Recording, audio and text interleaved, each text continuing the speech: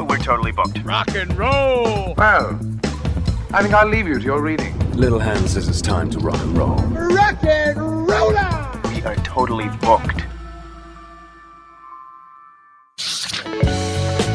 Welcome back to Booked on Rock, the podcast for those about to read and rock. Online at bookedonrock.com, you can find every episode there in both audio and video, exclusive video highlights from episodes. Got a blog there, the latest rock book releases, and you can check out the Booked on Rock store at bookedonrock.com. Author Robert Boyd is this episode's guest. He's the author of Before the Storm, The Formative Years of America's Last Great Band.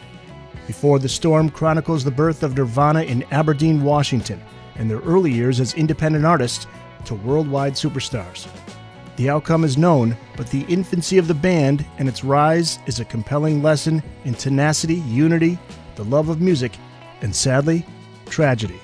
Find a playlist of Nirvana in this episode's show notes. Robert, welcome to the podcast. So great to have you here. Thanks for having me on. We got to thank our friend Celeste. She's a mutual friend who helped set this interview up. Absolutely. Love Celeste. Let's start with the prologue, the perfect setup to this story. It gets into the history of Aberdeen, Washington, and how it's so important to the story of Kurt Cobain and Nirvana. In 2006, the journalist Everett True wrote, quote, "Aberdeen feels lethargic. The products in the antique shops sum the place up. Overused, dirty, and neglected." Talk about how Aberdeen helped to, as you write, cultivate the last great American rock band of the 20th century, Nirvana. Aberdeen is like the Old West in my readings, is so far and away what you would expect an American town to be. And it was somewhat like the Old West even into the 1950s. There was as I noted in the book, prostitution was big up until the 1950s in Aberdeen, but it became a lawless environment in the late 1800s when timber and the fishing industries were prominent, and that brought in laborers, gambling, prostitution, and it was a ripple effect throughout into the next century. And as that calmed down, and families began to matriculate into the town, unfortunately, there was little left at that point. And that's where Kurt Cobain and his family fall into place. They were there at the end of this great boom. Chapter 1 gets into Kurt's childhood there. He's quoted as saying he had a happy childhood until he was 8. Always smiling, loved to draw, showed his creativity at an early age. What caused the shift with Kurt after the age of 8? It's a pretty well-known story with Kurt Cobain and Nirvana, his parents' divorce, his early childhood, as it was displayed in a documentary that came out several years ago, Montage of Heck. Just a happy, normal child. In every video that I've seen, pre 9 years old, 8 years old, he's smiling, having a blast. And then his parents divorced when he was 9, and it pulled the rug out from underneath him. From the research that I did, he just wanted a normal, simple family. He craved it. And when that ended, the happy child ended too, and angst followed. There was a period when Kurt was said to be homeless as a teenager. How much of that was true? Because there's some myth. Well, I think he was homeless as far as not having a stable home. There's the great story of him sleeping under the bridge. From everything that I've read, that was not the case. He may have spent some time underneath the bridge, but as far as living there, that most likely was not the case. But after his parents divorced, he did go from home to home. He lived with his mother and father multiple times. Obviously, after they had separated, he lived with other family members, friends, even a teacher. But there were also times when he had few options. And as I noted in the book, he slept in hallways of apartments so he could stay warm. So yeah, he was homeless, for lack of a better term, just not having a consistent place to rest his head. Another interesting story is regarding the very first concert he attended. He would later say it was a Black Flag concert, but that wasn't true. It wasn't Black Flag. And I like this story because I am a fan of Van Halen, so there's a little connection here. What was the first concert he ever went to? Aberdeen, being the isolated town that it was, there was a little opportunity for Kurt or any team to really gain a vast musical experience. So his first concert was Sammy Hagar. Years later, he would try to modify history a bit and claim that Black Flag was his first concert, but he and some friends had traveled to Seattle, I believe it was 83, and saw Sammy Hagar, and even sported a T-shirt, from what I understand, after the fact at school. The Red Rocker. Kurt had a fascination with all things having to do with the human body. So his first band name is really no surprise. Talk about his very first band. Some of the other bands he was in before forming Nirvana, there was a very short-lived Creedence Clearwater Revival tribute band. Yeah, I was surprised in researching the history because there are a few occasions where Creedence does come up. So he had a very short-lived band called the Sellouts that was with Chris Novoselic and another local who drummed briefly for them, but it was short-lived. But his first experience into just aggressive music was a band that he had started with Dale Crover from the Melvins called Fecal Matter. And he made a demo at his aunt's home with Dale Grover, and he was do-it-yourself from day one. His aunt offered to allow him to use her electric drum kit, and he was against that. He ended up using a empty suitcase for the percussion parts of that particular demo. And there was a place called The Shack where he wrote music. This is also when his addiction to drugs began. Talk about The Shack and how early did drugs take hold of Kurt? Again, during his period of homelessness, he had few options, but eventually as he grew and kind of developed a social scene, he was able to take advantage of living in a home which was basically crumbling, and it was called by Kurt and some of his friends The Shack. And it was in The Shack that he spent a lot of time playing the guitar, but unfortunately also he began to delve in substance use.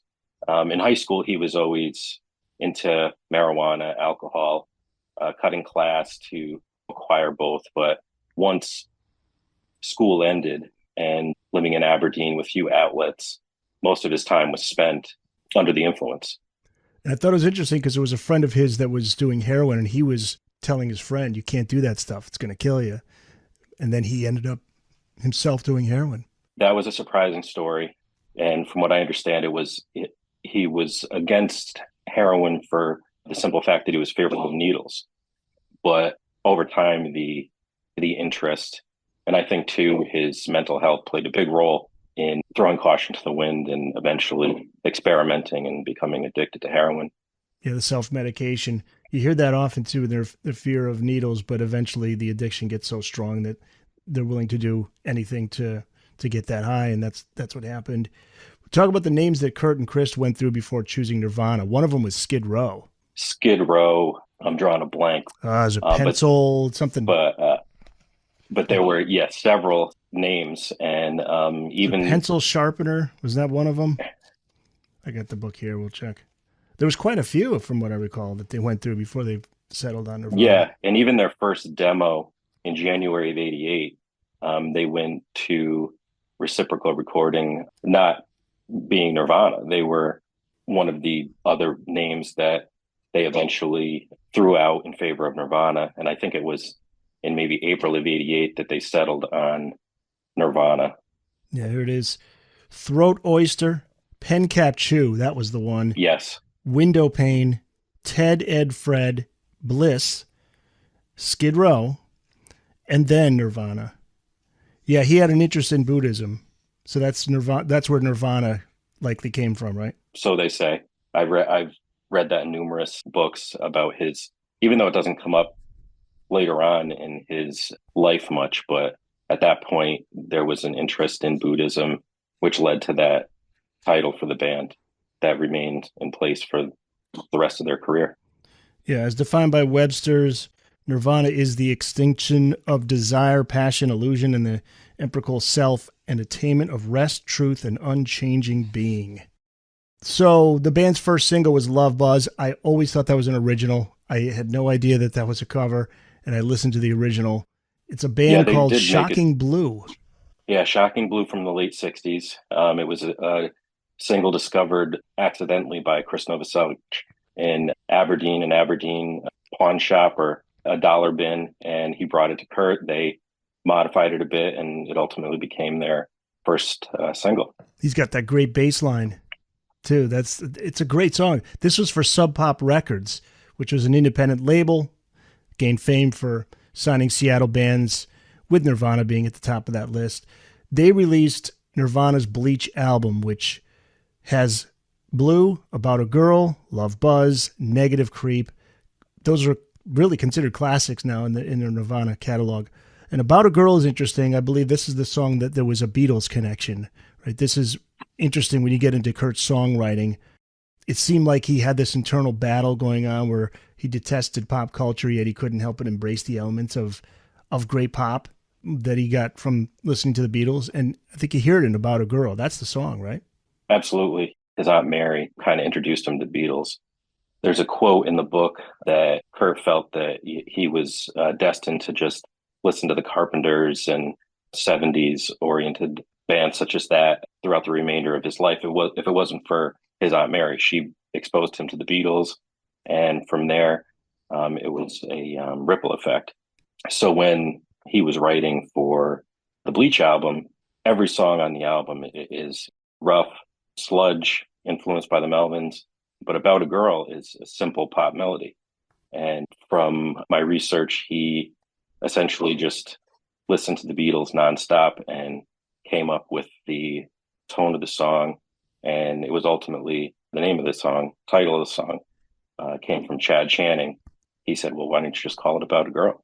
And Kurt Cobain said, yeah, why not? Chad Channing, the original drummer. One of them. Or one of them, because there was one from Mudhoney that was there were overall for 7 drummers. 7. Wow. When throughout, including Dave Grohl, they went through a series of drummers up until the recording of Bleach, including Dan Peters of Mudhoney. Summer of 1990, Dan Peters, right? He was in there briefly. Yep. Kurt Cobain he had become tired of Chad Channing. He wanted a harder drummer, someone who hit harder. They were great friends, and from what I understand, remained great friends, Chris and Kurt, with Chad Channing throughout the remainder of the band. But they just wanted a drummer that hit hard. So in the spring of 1990, Chad was asked to leave the band. And it was at a pivotal time because they had some major label interest. Bleach was selling well. They had just finished a European tour and a North American tour. So Chad left the band and they had few options. So both Dale Crover and Dan Peters stepped in to help out. And Dan Peters of Mudhoney, even though Mudhoney was on hiatus at the time, assumed that he was going to get the role. He was going to be Nirvana's new full-time drummer. But completely coincidentally, Kurt Cobain and Chris Novoselic attended a Scream show in California. Dave Grohl was the drummer of Scream, a punk band out of Washington, D.C. And soon after that particular show, Scream disbanded.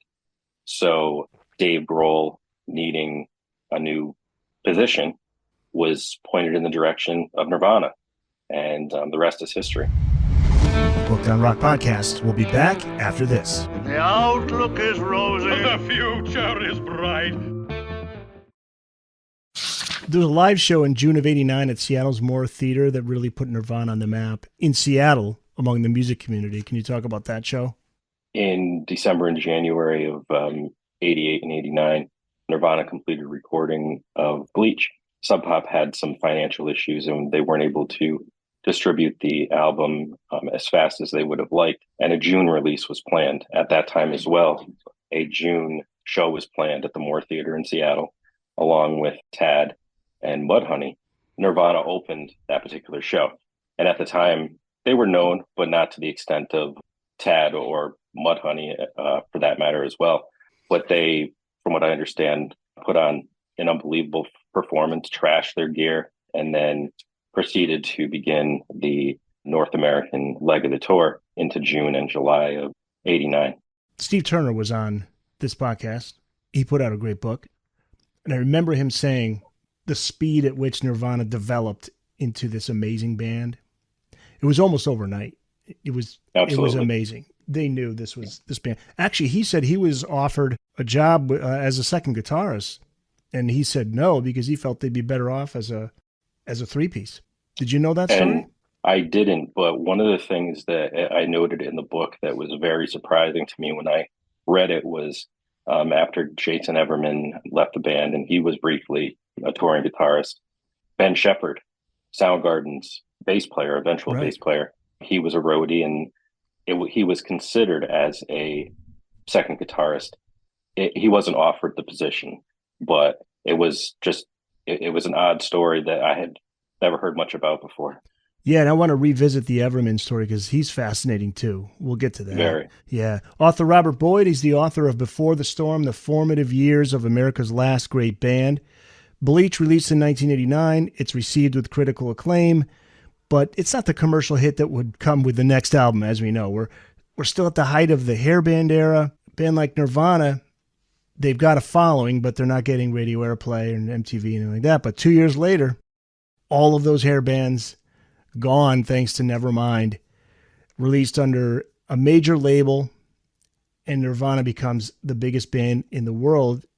They signed with Geffen, and I want to ask you how they end up signing with Geffen, but anybody listening to this or watching this that's old enough to recall, I never have seen anything like it before or since, an album blow up like that. And I think you're around the same age as me. I was in college. This is fall of 91, and I remember my roommate had Nevermind.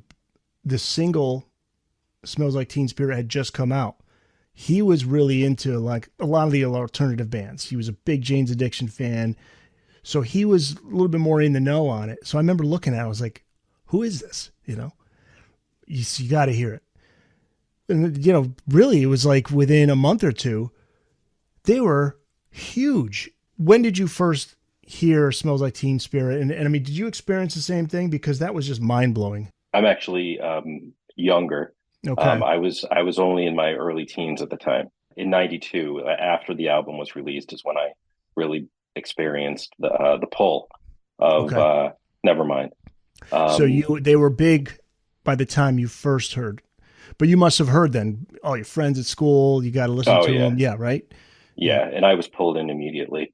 When I wrote this book and picked the title of the book, I tried to put it word out through social media, and people were like, the last great band, like people like questioned that title. Sure. Yeah. And I understand that. I completely understand that.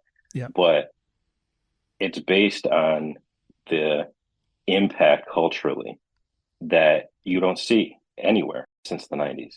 There has been no band that I know of that has had such an impact in so many ways, clothing, culturally, in so many factors as Nirvana. That is why I picked that particular title.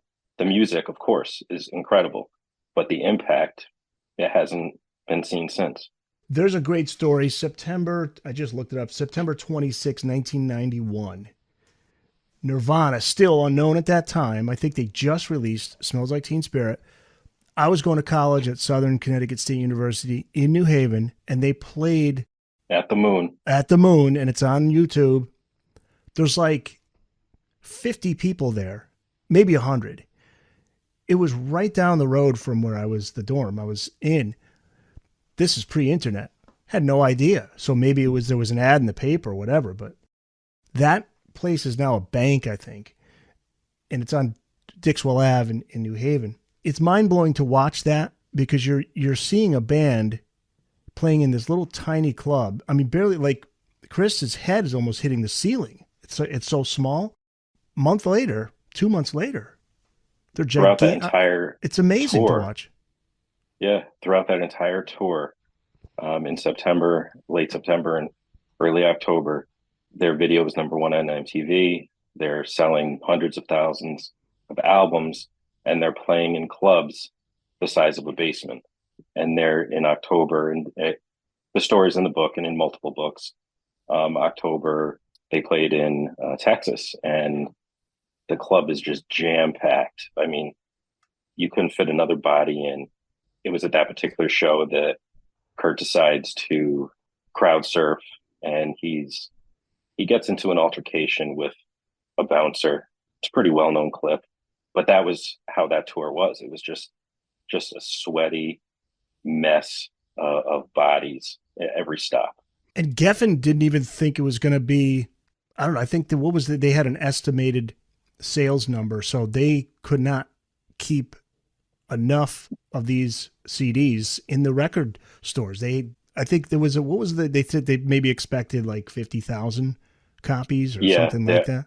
There were about 100,000 copies printed, both between the UK and US. So there was a period of time after Nevermind was released and Smells Like Teen Spirit, the video was playing every 15 minutes practically on MTV, that Geffen suspended pressings on albums except Nevermind. They had to catch up. And in the UK, there were so few copies available, if any. People were just making tapes, trading tapes amongst themselves until the album became available once again. And the absolute switch there, you had bands that were playing in arenas, selling out arenas, now playing in tiny little clubs that Nirvana started out playing. And then Nirvana is now playing in the huge arenas. How did they sign with Geffen? So Sub Pop wanted them for a second album, and they had presented the band with a much lengthier contract than their first. Their first contract was one page, fill in the blanks, and they presented a new contract, 30 pages long. But they wanted to, particularly Kurt Cobain wanted a major label. He wanted to be a rock star. Despite all the stories, he wanted that adulation. And there were several major labels that were courting Nirvana. And actually, after I had released this book, I had corresponded with a former employee of MCA who tried to sign Nirvana to MCA, and he was very close. But ultimately, Geffen won out. And the dollar amount that Nirvana signed for was not substantial, but one caveat within the contract was if they sold more than 500,000 copies, they would earn millions. They must have been clairvoyant or something, because they sold 20 times that over time. Let's go back to Jason Everman. I love this story. So he was in the band as the second guitarist at one point, didn't last long. Apparently, Kurt thought he was too much of a showman. He eventually goes on to a career in the military. So what happened? How long was he in the band? I believe that's in your book too. He was too much of a showman, right? Yeah. So he financed Bleach. Bleach cost a little over $600, multiple days at reciprocal recording, and he financed that. After he had kind of entered Nirvana's universe, Kurt thought, well, we could use a guitarist for touring, and he fit the bill. They didn't really know him well.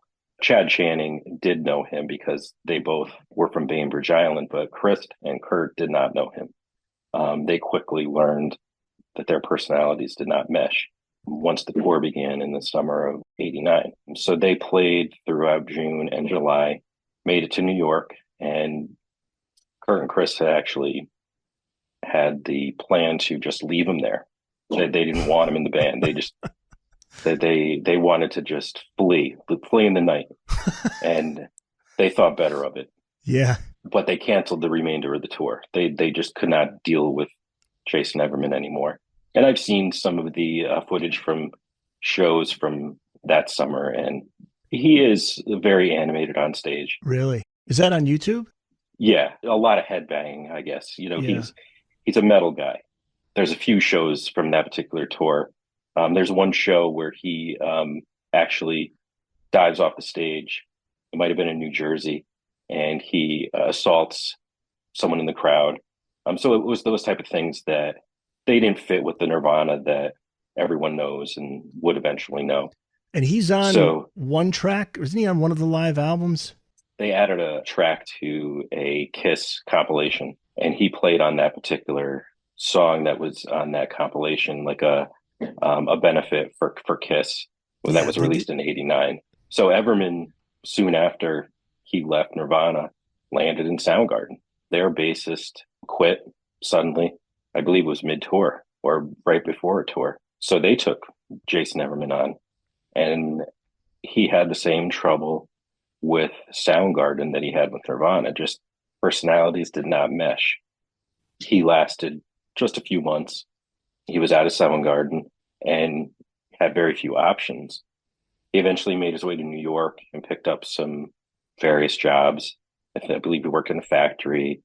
He was a bike messenger, but he eventually enlisted in the military, and he joined Special Forces, did a tour in Iraq, a tour in Afghanistan, and was honorably discharged. So he has had an incredible life, and in recent years has done sailing for benefits around the world, at least throughout the Pacific Ocean.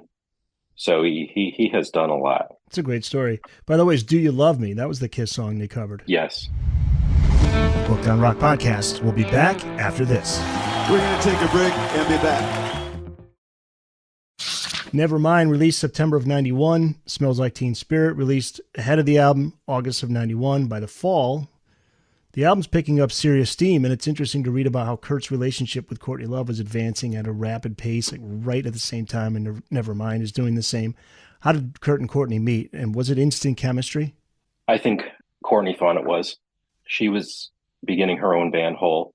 Hole began playing some of the same shows as Nirvana, and Courtney quickly gravitated towards Kurt. Between the release of Nevermind and the end of the year, they became inseparable. It was within that time period that she became pregnant, and by February of 92, they were married.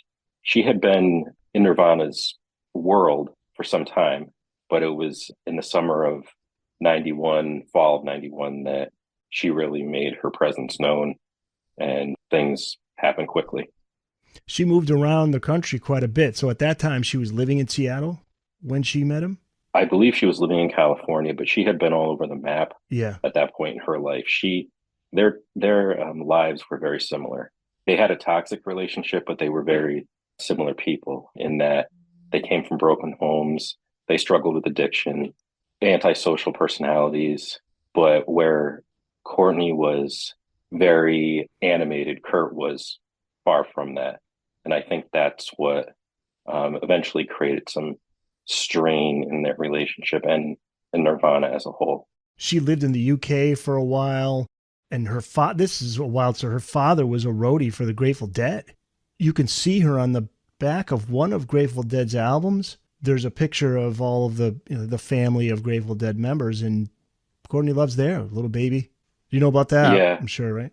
Yeah, in the late 90s, there was a documentary that was released called Kurt and Courtney. It was controversial, and her father's interviewed in the documentary. And they did not get along. No, not at all. And I don't think they ever mended their relationship. He just passed away like a year or two ago, right? Yeah. Yeah, it's the album. God, I always try pronouncing this one. Eoxo Moxoa. That's the Grateful Dead album. And I think it's on the inside sleeve or on the back is where you can see Courtney Love as a little kid. What was the recording process like for Nevermind? Because you write about a couple of interesting things in the book. They always had to have a jam session before recording. And Kurt, this is fascinating, didn't come up with lyrics to a lot of the songs until the last minute. But it start with the jam session, right? That was a thing that there was a routine for them.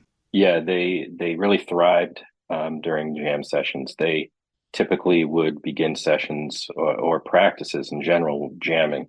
And a lot of songs, the infancy of songs began during those jams. The album was recorded in California, in Los Angeles, and they spent less than a month recording the album and typically would spend an entire afternoon recording, and then leaving the studio and heading down to Venice Beach. Chris Novoselic later said that, it was some of the best times of his life because things obviously got pretty crazy soon after. You talk about a great movie idea. That would be a great movie, that period of time before they blow up. What that was like for the guys, because, I remember Chris talking about that. Just, that was like a time of innocence. They still had aspirations. Obviously, Kurt, like you said, he wanted to break into the big time, but certainly didn't expect it to be as huge as it became, and really too much for him to handle, too much for anybody to handle, really. That kind of fame, it really was. But that short period of time there where it was just them and the music, I would love to see a movie on that. And as popular as Nevermind is, the story of the follow-up and sadly last Nirvana studio album, In Utero from 93, that may be even more interesting, because here now Kurt's trying to get rid of all these fans that, like he used to say, like he'd be looking out in the audience and he'd see the guy who was the quarterback of the football team wearing his letter jacket. It's like, this is the guy that would beat the shit out of me in high school. Now he's my fan. Now he's my number one fan. It's bizarre. So he wanted to distance himself from that. It still didn't work though, because people ended up buying that album in droves, Oh, absolutely. Chris Novoselic described it as a litmus test for their fans. They wanted the pure Nirvana fan. They wanted, within Utero, they wanted to distance themselves from the fake listener. I think In Utero is their masterpiece. It hits all the areas for me, all the buttons. It's just amazing. And to think that they made that album in such a time of turmoil, it's amazing. What's that lyric in the opening track? Serve the servants, teenage angst. Teenage angst has paid off well. Now I'm bored and old. Wow. I mean, that's the first, I think that's literally the first line in the entire album. First Yeah. line in the album. Yeah. Talk about where it was recorded, because it was chosen specifically to keep the press away. And also the producer, who sadly just passed away, Steve Albini, took a flat fee. So again, they wanted to distance themselves from the fake fan. They picked Steve Albini as the producer because he could get that hard sound while sounding pure at the same time. He took a flat fee. He was definitely a man of principle. Even though it's a sizable sum, I believe he took $100,000. It might have been more, but he lost millions in royalties. They picked Pachyderm Studios in, now you're really testing my memory. Oh, I can look it up. I forget the town, but Pachyderm was in the middle of nowhere. Again, here we go. Minnesota. Cannon Falls, Minnesota. Yeah. So it was February in Minnesota, snow everywhere. Pachyderm was a studio, but it had living quarters. So they spent 2 weeks together with Albini and another engineer.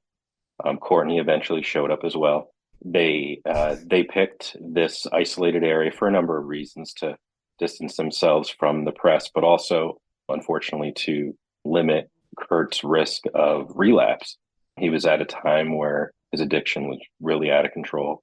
I don't know if they were successful in limiting his use in that environment, but everything that I've read about those approximate 2 weeks at Pachyderm, it was a great time. I would love to see some footage. There's very little. There's some photos, but every photo they're smiling, having a blast.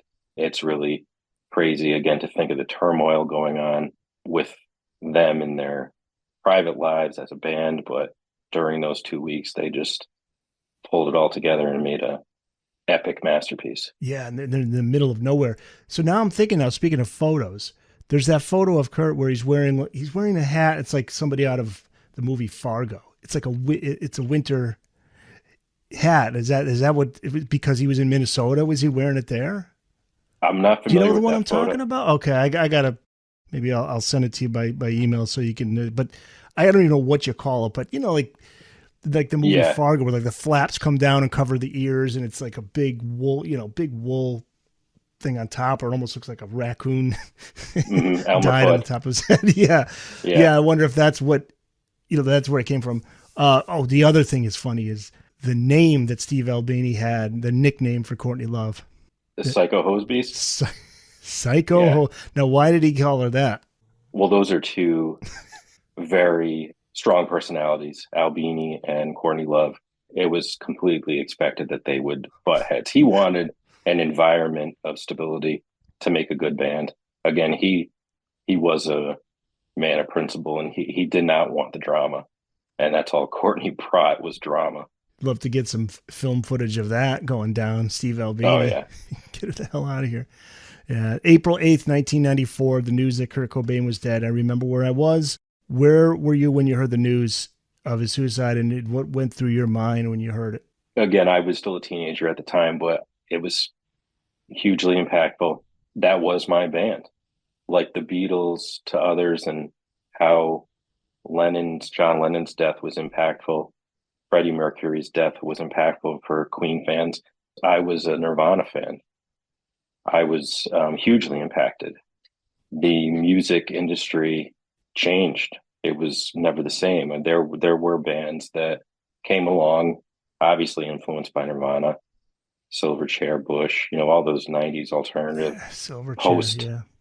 post grunge bands, but the uniqueness of Nirvana, it was rare. It became rare, scarce, and hasn't been seen much since. Yeah, it was just genuine, and I never heard anything with a mix of raw, just the sound overall production of it, raw, the sound of the guitars raw, but yet undeniably catchy, I guess, for lack of a better word. But it's something you go back to again and again and again. It's like I was just telling you before we started recording, I was listening to a bunch of Nirvana this morning on my way to work, a bunch of Nirvana on my way home from work, and just all of these songs that I know instantly. I know the lyrics and the riffs. I think Kurt's underrated as a guitarist. I know those who are fans of the 80s guitar, and I'm a Van Halen fan.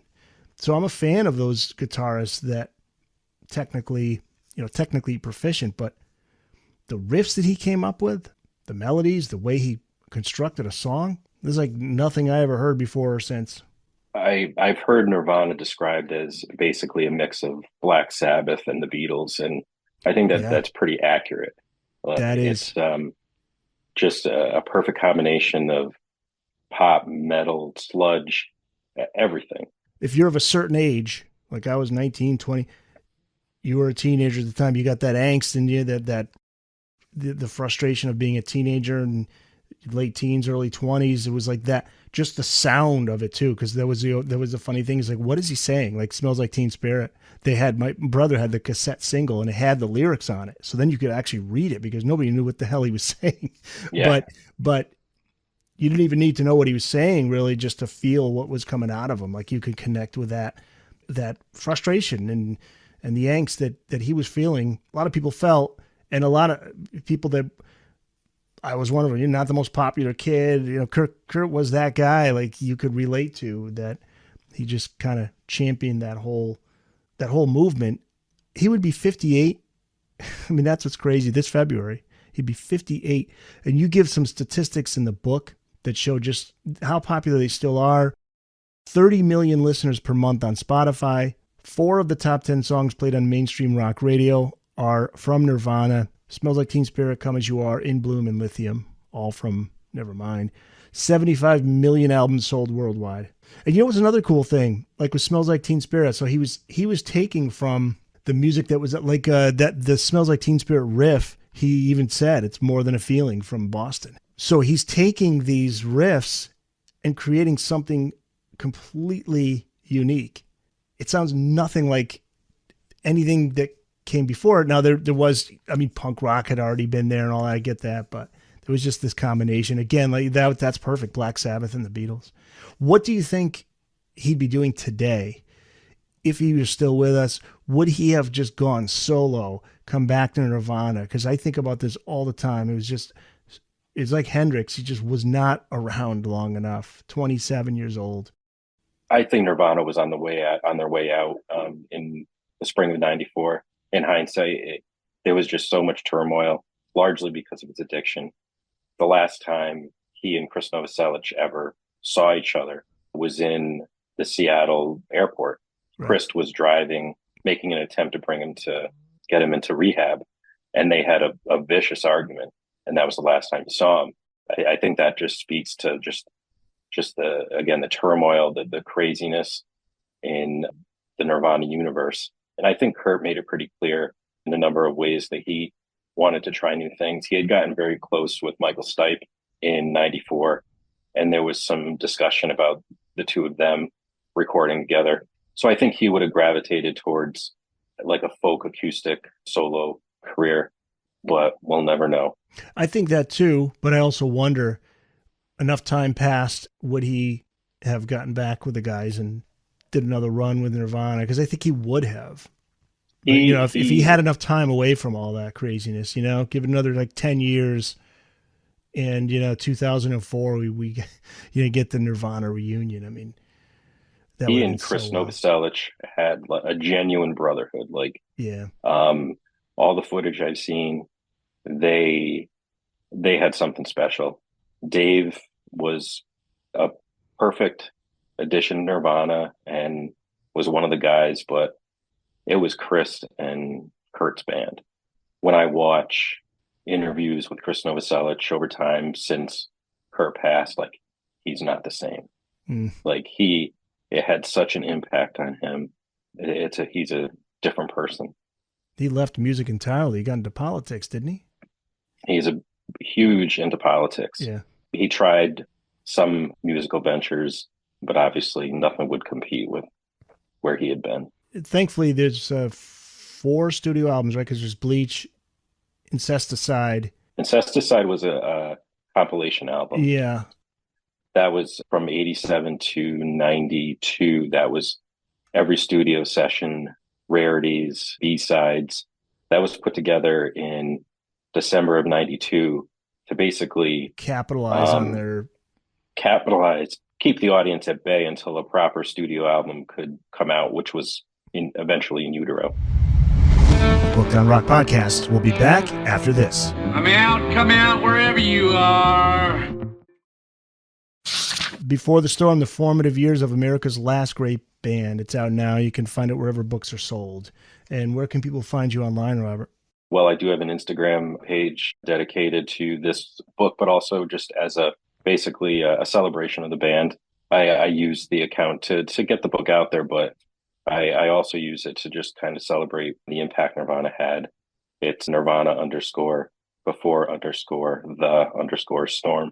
Put a link in the show notes. If there was one song that you would choose to introduce somebody to Nirvana that never listened to them before, that would be like the perfect gateway song, what would it be?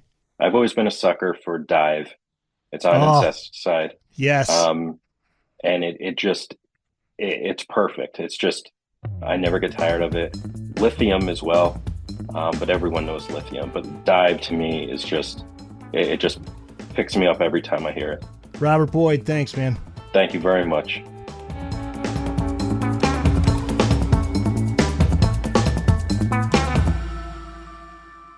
That's it. It's in the books.